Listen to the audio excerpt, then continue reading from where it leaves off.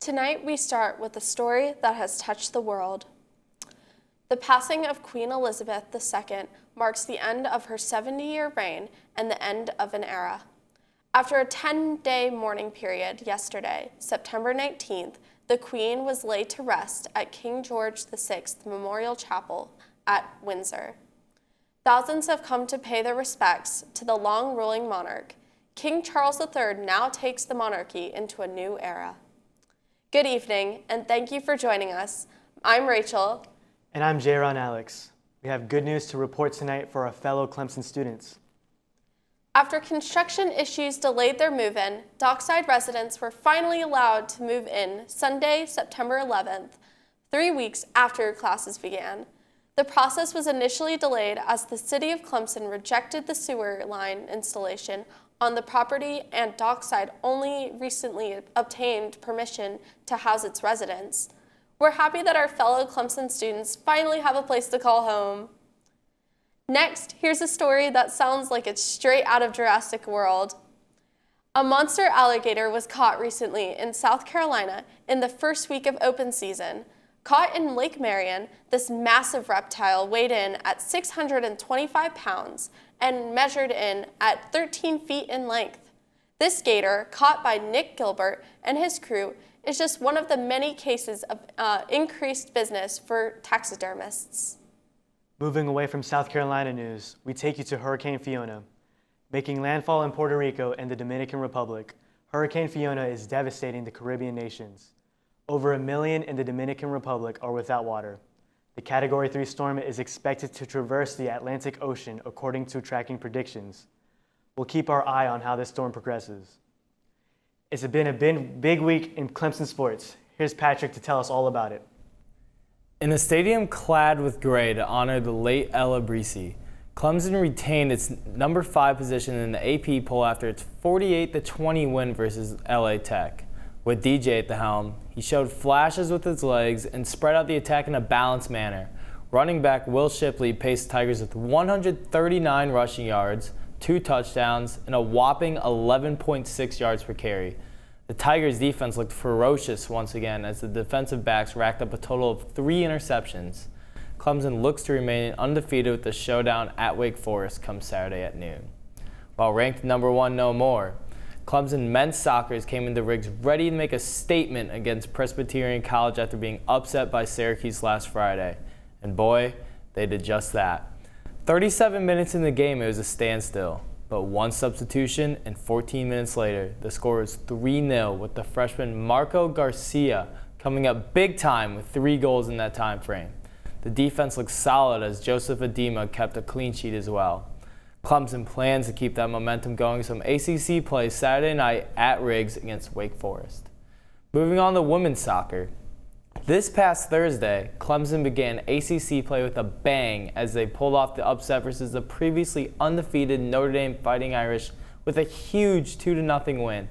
That is the highest ranked home win for Clemson since 2018 and is now the 2nd straight top 20 win for the now 14th ranked Tigers. Sammy Meredith and Emily Breaux gave the Tigers their 2 goals of the match as Clemson's back line and keeper Hallie McKaywick kept the Irish in check. Did someone say Wake Forest again? Clemson has another date with Wake Forest this week as the red-hot women's soccer team travels to Winston-Salem Thursday night to take on the Demon Deacons. Moving on to cross-country. This past Saturday, the men's and women's cross-country teams packed up the bus and headed to Greenville for the Furman Invitational for their 2nd competition of the year. Starting with the men, sophomore Sawyer Dagan ran a blistering 14-minute and 42-second 5K to cross finish line first for the men, finishing 5th overall. His senior teammate Marlon Young was not too far behind, crossing the finish line 4 seconds after Dagan and earning a 6th place overall.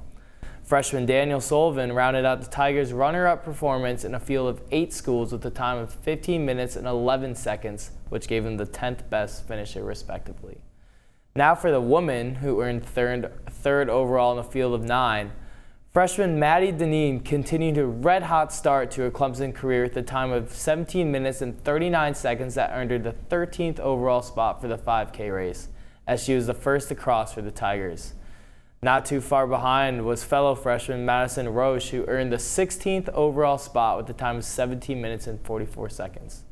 Rounding it off, senior Bryn Sumner was the third Clemson runner to cross the finish line with a time of 18 minutes and 8 seconds to earn 22nd overall.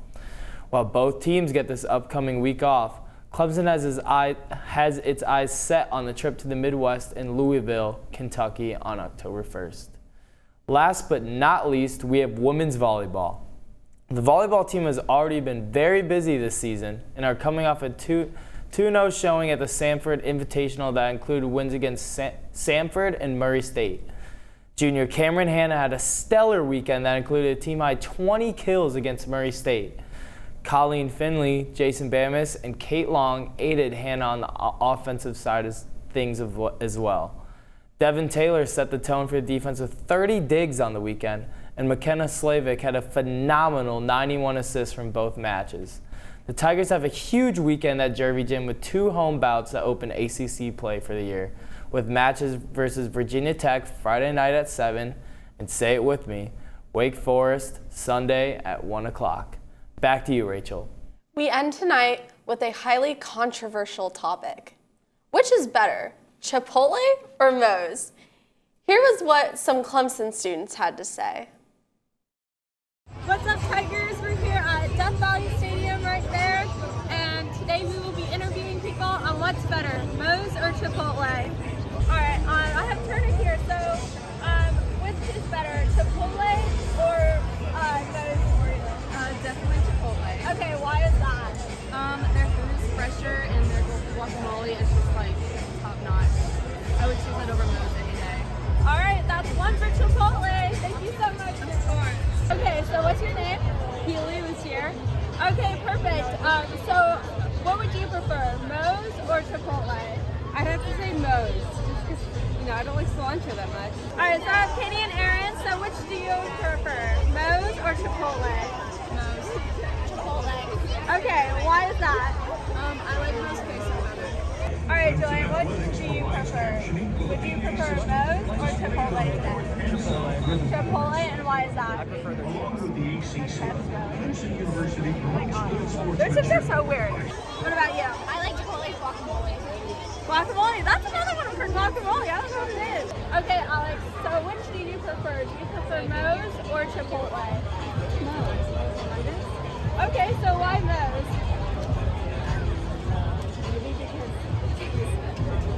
Well, I mean, honestly, it does. I've heard a lot of people said that Moe's queso is like the best. When you say the same? I would say so, yeah. All right, so we have Emma here. So which do you prefer, Chipotle or Moe's? Chipotle. Okay, we got another one for Chipotle. All right, why is that? I feel like they just give you way more food and I've had Chipotle chips before, and literally they were the worst things. They were like coated in salt. They come with the meal. They come with it, right? Yeah, you have to like add extra for the chips too. Right. So it sucks, but I'm glad I have another Moe's girl on my side. Here at Death Valley Stadium, it seems like we have a clear winner, Chipotle. So even though I'm a Moe's fan myself, it seems like their guacamole is bomb. Never tried it before, but I guess I'll have to try it now. So that is all for our fun package for this week. Tune in for more next week and see what the next question will be. All right, J-Ron, what do you think? What's your favorite, Chipotle or Moe's? I'd have to say personally for me, I prefer Moe's. Why is that? I think I get more bang for my buck there, just honestly. Honestly, same. I'm such a big Moe's fan.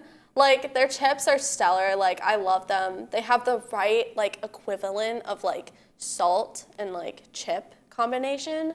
And, like, at the same time, I always get the kiddie meal. Like, that's my favorite. So, What about you, Patrick?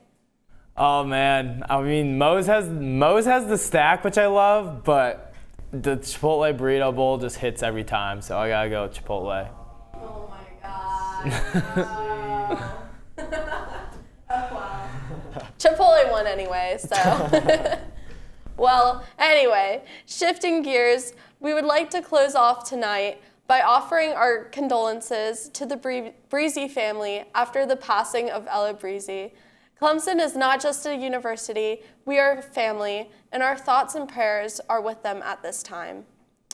We'll see you next time. I'm Rachel Golden. And I'm Jaron Alex. And this is Clemson News Now.